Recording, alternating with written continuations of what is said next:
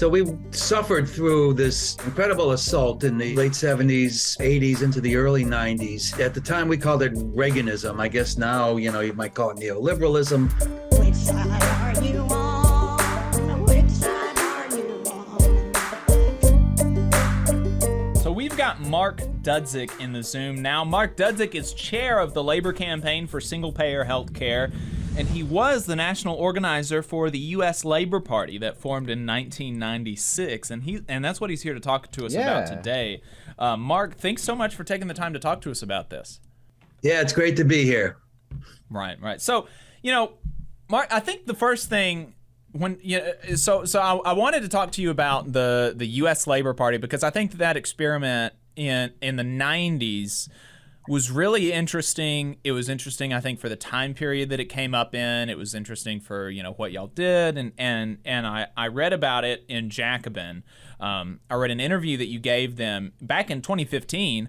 And then I listened to an interview that you gave to the Jacobin show about a year ago. And I read your piece that you wrote in 2012 as a kind of postmortem of the Labor Party. I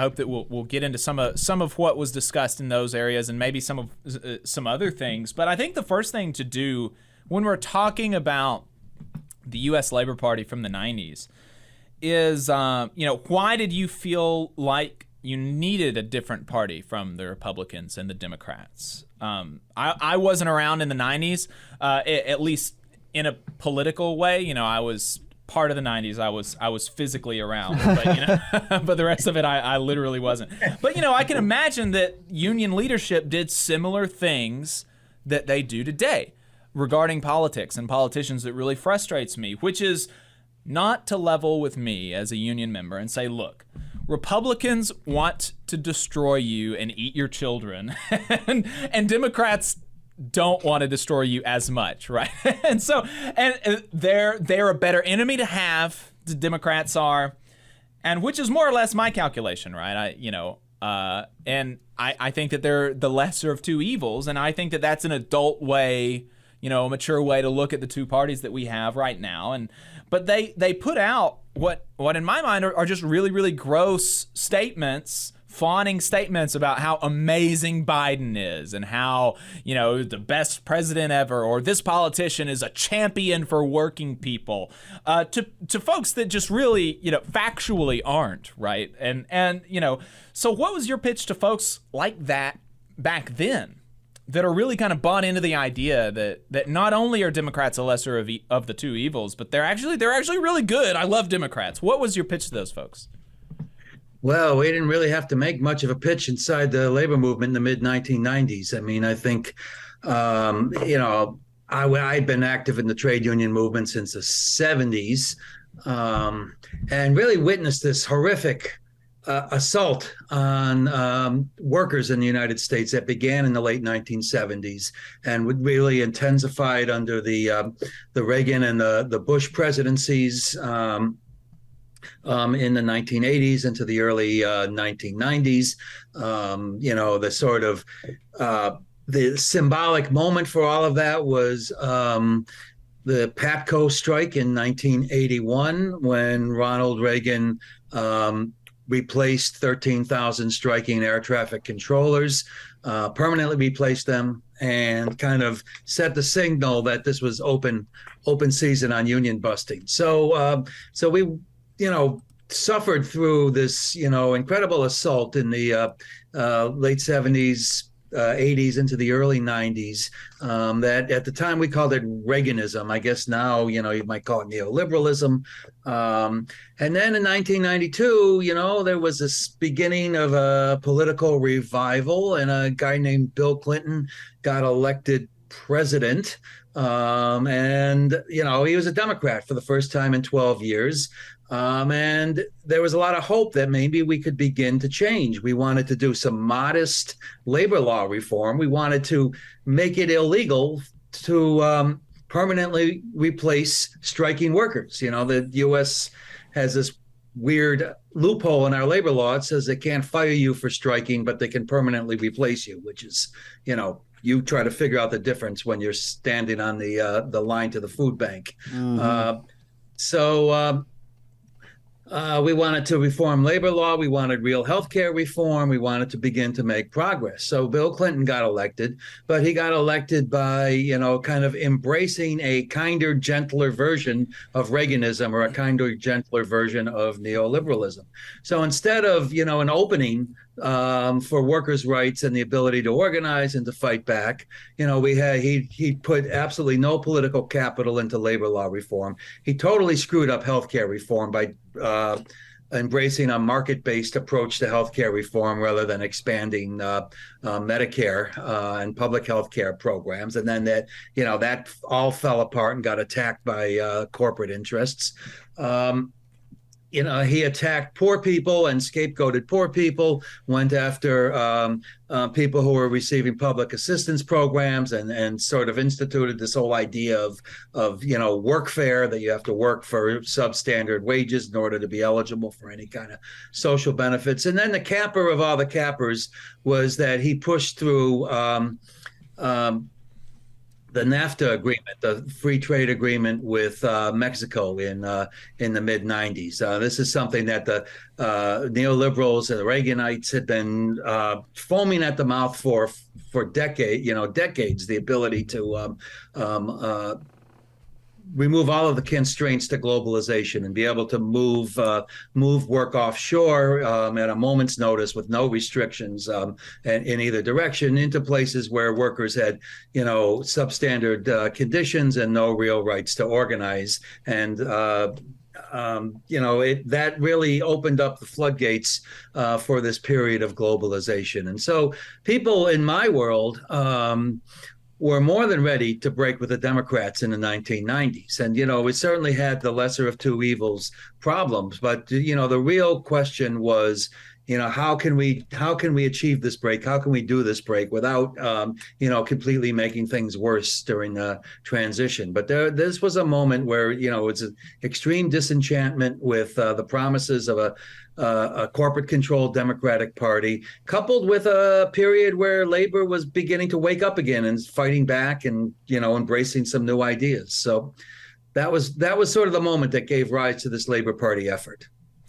I think that, when I was reading your piece from 2012, reviewing, your assessment of a sort of rising tide within the labor movement, of an increased interest in militancy, and, that the formation of the Labor Party coincided with the New Voices slate, or the slate of reformers that was elected to the AFL-CIO executive board in the 90s, and there was some real interest in, from what I can tell, and from your recounting of it, in some of these new ideas, or even, to a certain extent, going back to older ideas of militancy and organizing workers, that we're seeing, that is in some ways, it seems, analogous to now, that there's, a renewed interest in labor. And so I think that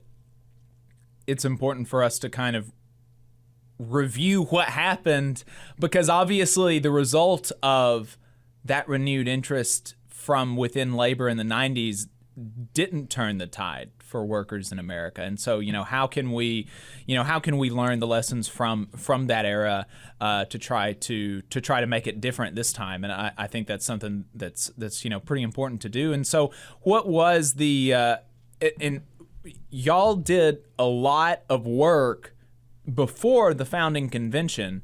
You didn't just say, we're going to be a labor party, in your article, to assuage the consciences of the politically pure, right?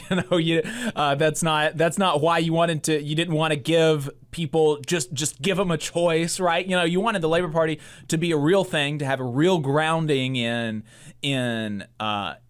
the labor movement and in the communities where you were going to be running candidates. And so talk to us about some of that work that y'all did before the founding convention in 96 for, the 5 years or more that y'all were working as the Labor Party advocates.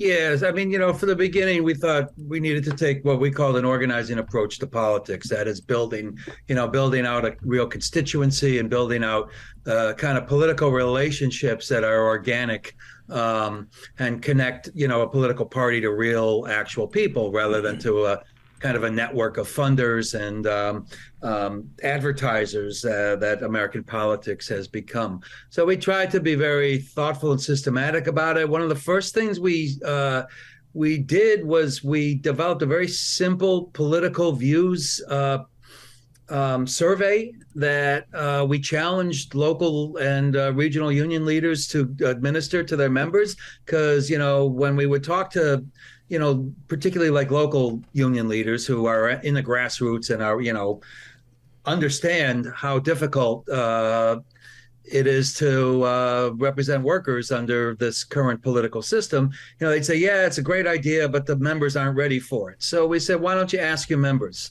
So we developed a survey that asked people what they felt about both political parties and whether they felt it was time to launch a Labor Party. And, we found out that, everybody from school teachers in Wisconsin to coal miners in Virginia agreed that neither political party represented workers' interests, and at the time had come to begin to explore having a party of our own. So that kind of created some legitimacy to begin to develop momentum for thinking about how we can break with the Democratic Party.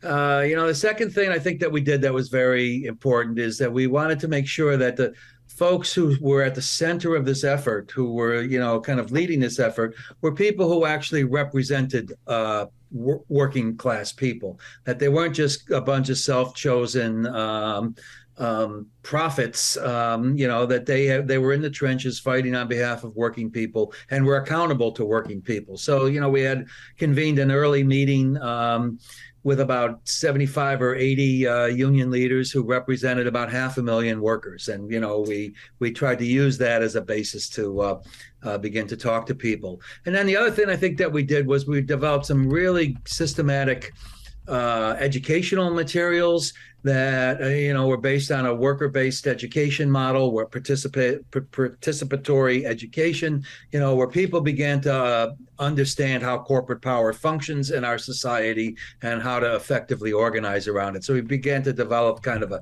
common understanding of the problems and a common consensus about where we need to go to solve those problems. And that we did, going through the from the early 1990s, right beyond the actual organization of the Labor Party at the '96 convention. And who were all the who were some of the main players in this? As you were going into the Labor Party convention in '96, who were some of the leaders of the Labor Party advocates? Yeah, so the idea really kind of came out of my union, which was the Oil, Chemical, and Atomic Workers Union, which is now part of the Steel Workers Union. We had just kind of had a lot of internal discussion about this. One of our leaders was a guy named Tony Mazzocchi, who, was kind of a labor visionary. He was probably the person most responsible for the passage of the Occupational Health and Safety Act in 1970, and kind of redefined the struggle for health and safety as a struggle against corporate power, built alliances with the environmental movement. So Tony was a real visionary and had a lot of respect in our union. So he kind of opened up a discussion. He ran for national office on a unity slate in 1988, and one of the planks of that slate was that we would begin to explore the possibility of launching a labor-based political party. So we had a mandate to move forward. We worked with some other unions that had been historically very supportive of these kind of efforts, like the United Electrical Workers, the UE, and the Longshore Union on the West Coast, the ILWU. And then a bunch of other unions began to join in on this. The AFGE, a Federation of Government Employees, Al Gore had, again, this neoliberalism with a human face, had come up with this idea called reinventing government, which was basically, subcontracting out government work and putting a thumb on the backs of government employees. This was supposed to, reignite faith in government, blah, blah, blah. But it was, basically another squeeze on government employees. So they were, outraged about, how both parties had sort of betrayed them. The Union of Railroad Workers, the Brotherhood of Maintenance of Way employees joined up. They had a contract imposed on them by Congress, which, by the way, may be happening real soon again. They had organized, an effective threat to shut down the railroad industry, and Congress basically forced them back to work, with a contract that they legislated on their own backs. Democratic Congress. They joined the fight. As some of the newer unions, the union that became the National Nurses United, at the time it was California Nurses, National Nurses Organizing Committee.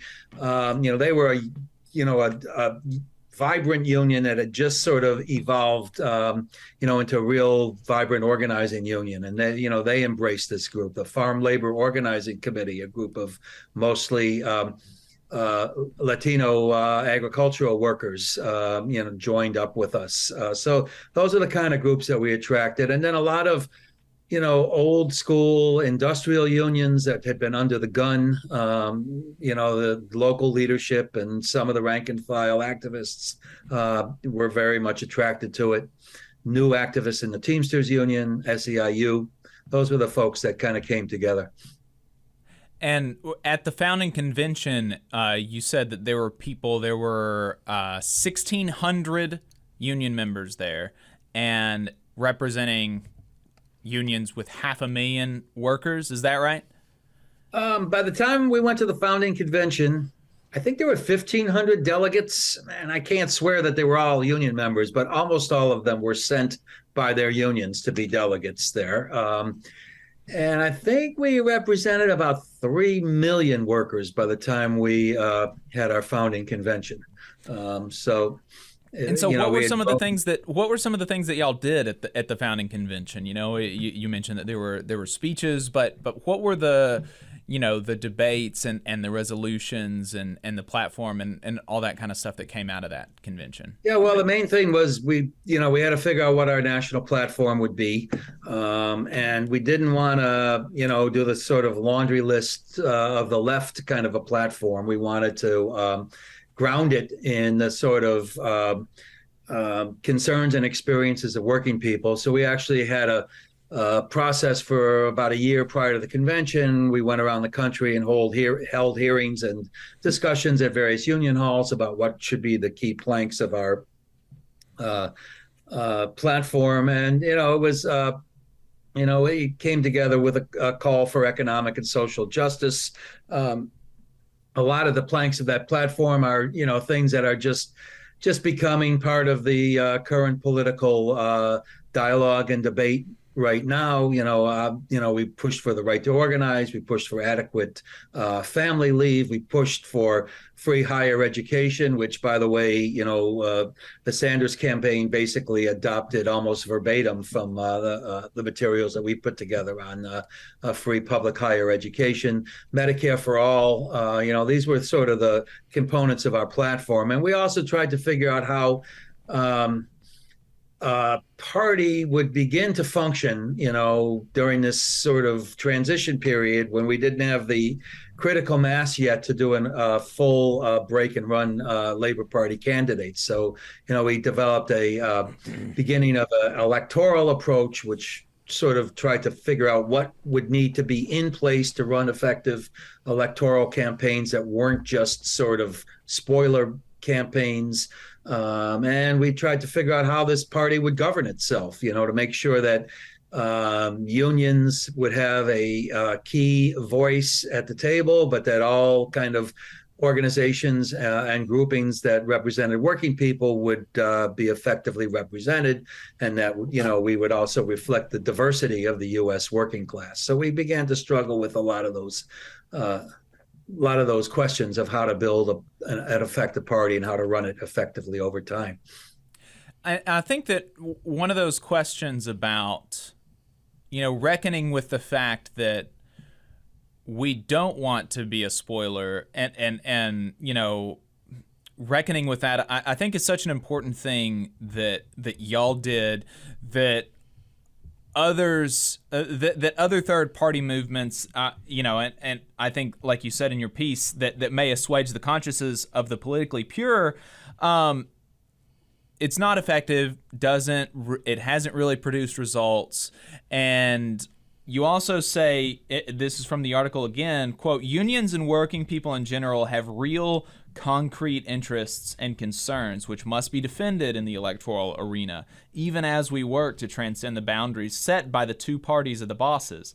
The prospect of breaking completely with the Democratic Party without an established alternative was too risky for even the most militant unions, and remains the biggest challenge to any effort to build an independent labor politics. And, recognizing that there is actually a real risk, that they're not exactly the same, and there is a risk to allowing Republicans to take power that will hurt unions and working people and our communities and our families. What was the decisions that y'all made? What were the decisions that y'all made regarding that at the '96 convention, and then moving forward about how to work around that question? Well, we never obviously found the real solution to that problem, because the overwhelming threats coming from the Republican Party, ultimately overwhelmed us in the early 2000s.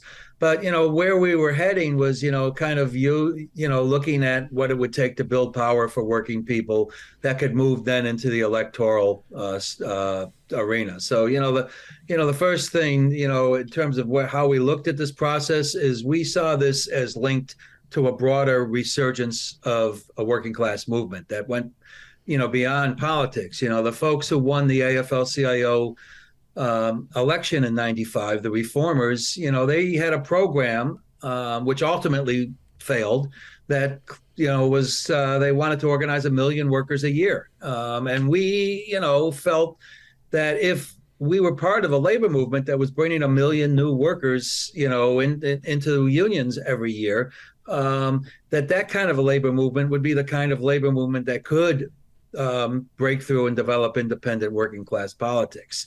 When that resurgence, that brief little blip in the labor movement in the mid 90s began to fade by the early 2000s, the prospects for independent politics kind of faded with them, because we then had to, as we did throughout the 80s, we had to circle the wagon, to protect what we had against the growing assaults, with the George W. Bush administration and, all of the attacks that took place in the early 2000s. So that was really the challenge, was, number one, understand that the only way you can do this is when you have a resurgent movement that's active all across the board, and in communities, in the economic sphere, and then you can move into politics from a position of power. And then secondly, we wanted to really think about moving away from a dilettantish approach to politics of, we'll just put our names in and hope the people vote for us. We wanted to make sure that anybody who wanted to run as a candidate really assessed what it would take to run an effective candidacy in a district. Did they have, assess the level of union support that they had in the district, understand how much money they would need to raise to run an effective campaign, have a organization on the ground capable of running. If you can't even put poll watchers into every precinct in a constituency that you want to run in, it's an indicator of the lack of serious organization that you would need to effectively run a candidacy. So we tried to take that kind of very serious approach to building political power, and begin to move it. And had we had some more time, had the labor movement continued to grow and expand and challenge corporate power in other arenas, perhaps we could have achieved escape velocity. Right. You mentioned that in your interview with the Jacobin show on YouTube about a year ago, you mentioned that you don't think that that a labor party that's created now couldn't only have unions at the center of it. And you said in your 2012 piece that the Brazilian Workers' Party and the NDP in Canada were kind of models that y'all looked at. And I wonder if the what you said last year about the need to have social movements in addition to unions and worker centers and these other, alternative labor organizations and community organizations represented in a quote-unquote labor party. Were you taking inspiration there from the MAS in Bolivia? Because that seems to be the model that they use there to elect Evo and that group of folks in that party. I wonder if that has played into your understanding of what it would take to have a winning political coalition. Yeah, I think primarily what I'm looking at is sort of the development within the U.S. working class, where the centers of gravity for working class organization are moving to. The structures that make it hard for workers to join unions, are still in place. But the problems that workers face, workers are going to try to come up with other ways to resolve those problems if they can't do the best solution, which is to organize unions and negotiate contracts. So, workers centers, other kinds of community organizations, insurgencies, immigrant organizing, all of these things have sort of evolved over the last 20 years and matured in ways that, they weren't really there, in the late 90s and the early 2000s. And unions were much more, they were probably double the union density back in the mid 90s. It was probably, I don't remember the numbers, but it was probably, 18% as opposed to 9 or 10%. So Right. Unions were much more, even in their weakened state in the 90s, had much more influence within the working class. You can go drive hundreds of miles through the South and not encounter a single union member nowadays. Mm-hmm. And, so that's a reality. And, we have to think about, where you can develop vibrant working class organizations, and those folks need to come together to think about independent labor politics. The other obvious thing of interest is to take a hard look at Bernie Sanders' 2 campaigns for the presidency and how that developed and the support. Because basically, while trying to run within the Democratic Party, which is probably the only space that exists right now to do this stuff, he ran on a very sophisticated, independent working class politics program. And, there's a lot to be learned from those experiences over the last 6 or 7 years.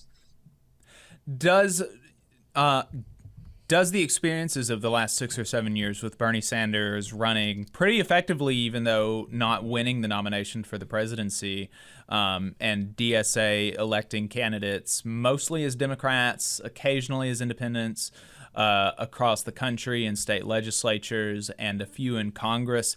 Does that change your calculation at all about the need for a quote unquote, officially independent party that does break from the Democratic Party? Or do you think that maybe it's just as good to be a parasite on the Democrats and use their ballot line for a sub independent organization? I think for the moment, the battleground for working class politics is probably within the Democratic Party, almost everywhere in the country. I think ultimately to think that independent working class politics can coexist with the kind of corporate power that also exists in the Democratic Party, that's a mistake. That our politics is always going to end up being stunted, crushed, compromised, diluted, under those structures. So we got to find a way to escape those structures. Ultimately, there has to be some kind of a break. We need a party of our own. Whether we take out over the Democratic Party and throw out the corporate Democrats, whether we leave that party from a position of strength, form our own, whether we do some kind of uh, inside outside approach for some period of time. There's some people like Seth Ackerman at the Jacobin have written some very interesting scenarios around that, thinking about how the legal structures of political parties could be used. I think that will begin to emerge from our own practice as organizers. I don't think that there's a set formula. There's some people who believe that, unless you completely break with the Democratic Party and call your party a workers' party, it's not a real party, blah blah blah. I think you have to be really flexible and understand, what is the cutting edge for independent working class politics at the moment that you're trying to organize. Ultimately, workers need a party of their own. It's the only way that we're going to really advance our interests, and that's it's the big unfinished task of the U.S. working class. And it's why we don't have health care as a right. It's why we have such low union density in this country. It's why we don't have, adequate leave to take care of our families. It's why it's almost illegal for workers to organize in unions. All of these reasons are because we lack the political power that workers in most other advanced countries in the world and in places like Bolivia, have figured out how to do. And we got to figure this out one way or another. And it's a great challenge that, hopefully we can pass on to this new generation of engaged working class activists and leaders who are beginning to come together. What do you think are the biggest lessons to take from the experiment in the 90s and the early 2000s within the labor movement to build a labor party? So a working class party has got to be organically connected to its working class constituency. It cannot be self-proclaimed. Tony Mazzocchi always had the union hall dictum, and he said, if you can't pass an issue through your own union at your local union hall, don't bring it here to the Labor Party to try to pass, and expect us to do something. We have to build this that's organically connected to the needs and the aspirations of the people that we want to organize. I think that's really, that kind of a model for how to build power for working people is got to be central to any party building project. And it's got to be linked to this broader challenge of building a working class movement. And then, I think we just have to be, really analytical about how difficult it is to continue to advance our interests within the structures of the Democratic Party. What happened post Bernie in 2020 was very, very interesting, how the party structures came together to kill a lot of these progressive initiatives, But on the other hand, we have a Biden administration that is more responsive to workers' needs than the last two Democratic administrations were. And that's, provides some opportunity for us to maneuver and to build some power. But I think you got to keep your eye on the long-term goal of developing a real independent working class politics and how that moves tactically through all these difficult barriers that the U.S. political system sets up for those kind of challenges. And I think that you said in some of your writing or some of your interviews that the first step to making that happen is really building power kind of on the shop floor, expanding unions, organizing, right? It's not necessarily venturing out into electoral politics before you have that base of power.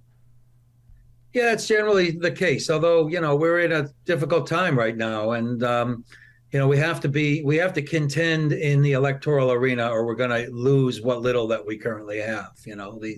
These people who are threatening to take over both houses of Congress, are going to go after our Social Security and our Medicare, and they're going to make it even harder for workers to organize. They're going to challenge some of the rulings that the current National Labor Relations Board has made to, at least force these corporations to, adhere to some basic basic standards when you're running a union campaign. Those type of things. We gotta figure out how to be there and how to mobilize in those areas.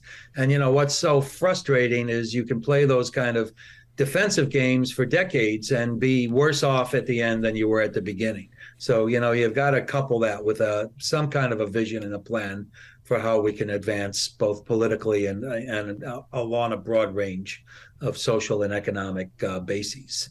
Yeah. Adam, do you have any questions for Mark or anything?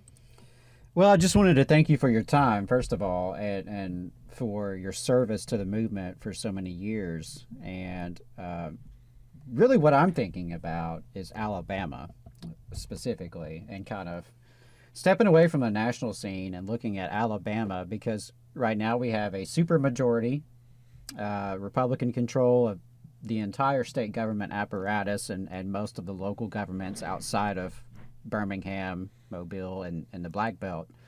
And the Democratic Party is unable to contest more than half of the elections.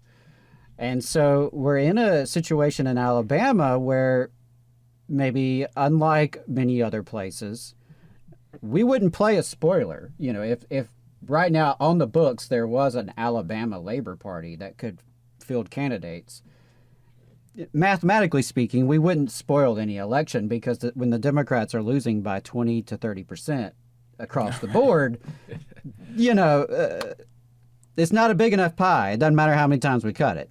So that's what's going on in my mind. And I don't know that I necessarily have a question per se, but I'm really thinking about this experience that y'all had in the 90s and kind of the lessons to bring forward into this current moment, and how that may apply to Alabama, and what those of us here in the Alabama labor movement may need to be thinking about in the conversations we need to have, because we are completely on the outs.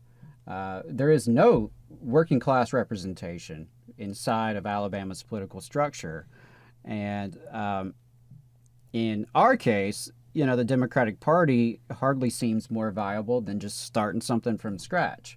And so I think that's something we have to wrestle with down here in Alabama. And I don't know if you have any, kind of thoughts or reactions to that, but that's what's really resonated with me in this conversation. Just an interesting addendum to that, Adam, and that you might find, kind of funny, Mark, is that the Libertarian Party in Alabama has put more candidates on the ballot than the Democratic Party. Huh. I didn't know that. That's sad. I'm not sure. In a sad, funny kind of way, I guess. Yeah. But, Right.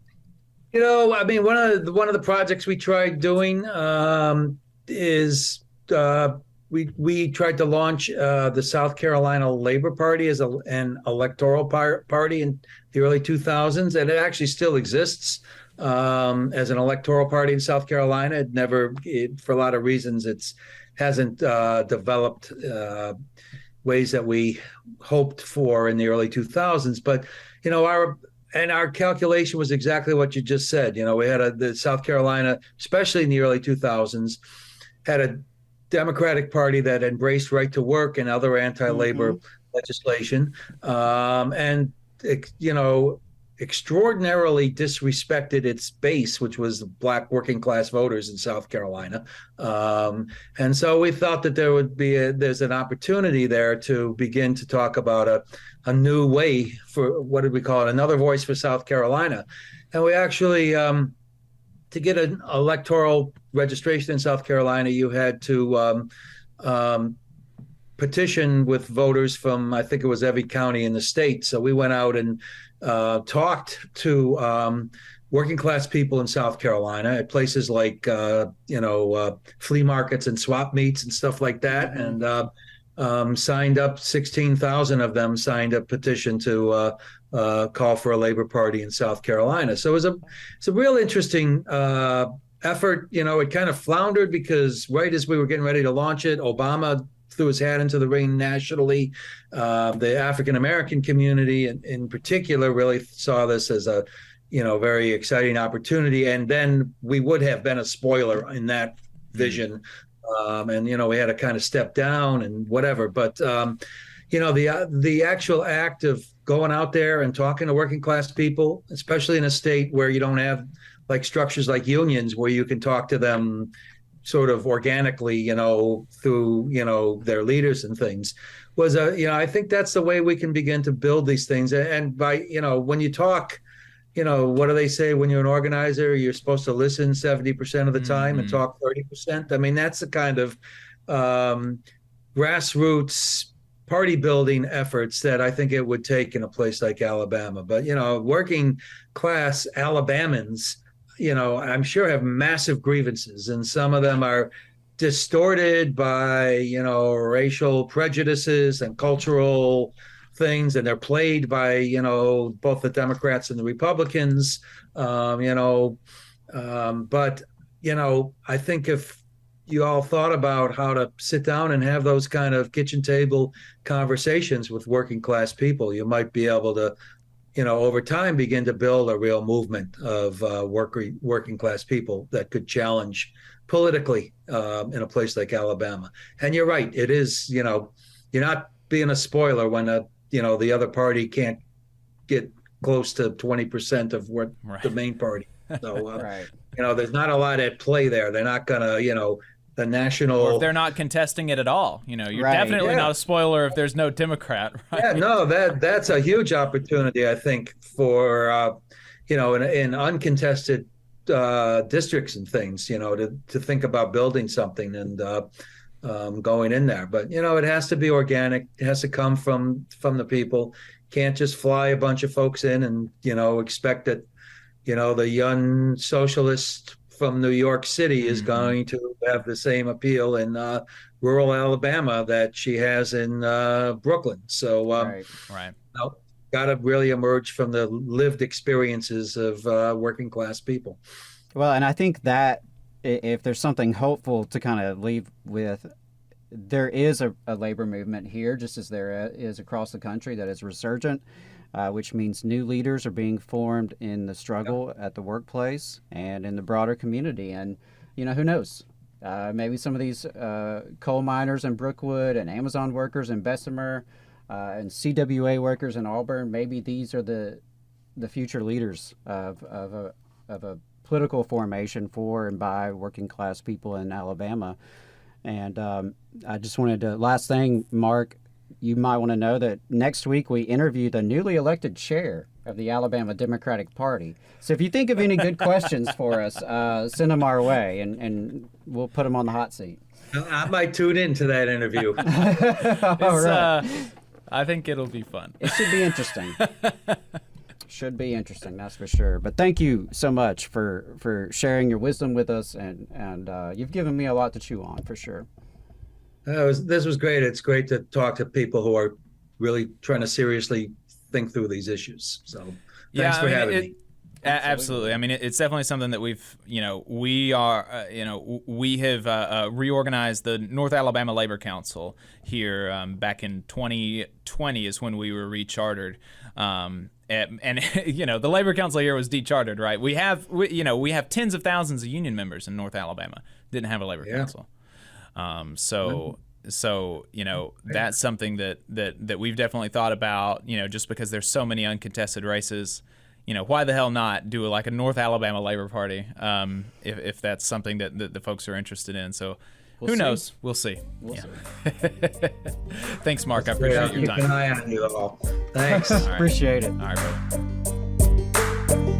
You just saw a clip from the Valley Labor Report. We are live every Saturday morning from 9:30 a.m. till 12:30 p.m. And we pride ourselves on keeping all of our content free to everybody so that we can talk to as many working folks as possible. If you support the work that we're doing, you think that it's important, you think that it's good, then consider making a monthly contribution to the project, and you can do that on our website, tvlr.fm.